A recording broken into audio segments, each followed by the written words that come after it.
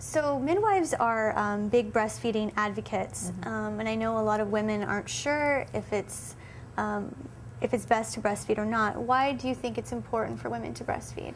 Well, starting with the mum, we know that it reduces her overall lifetime risk of developing breast cancer, which for women is a really big concern. As well, even in the immediate postpartum, it helps that woman's uterus act normally after birth, preventing bleeding. It helps her kind of get back to her body faster than women who aren't breastfeeding.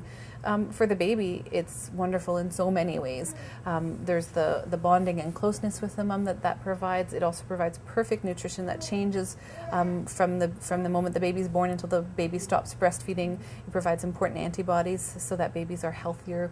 We know that it helps them reduce their risk of developing things like diabetes and other health concerns. It also helps babies, gain their weight in an ideal rate, whatever that rate is for that baby, and it confers so many health benefits for babies.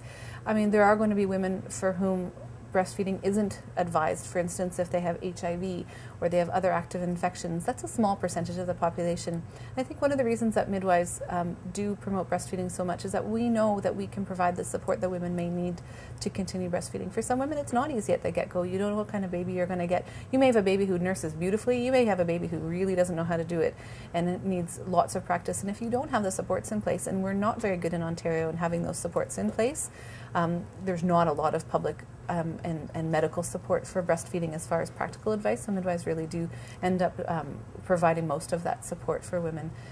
We see women in the home for the first few days, for the first week or 10 days postpartum, and sometimes we're there every day helping a woman and her baby breastfeed and making sure that that's going well.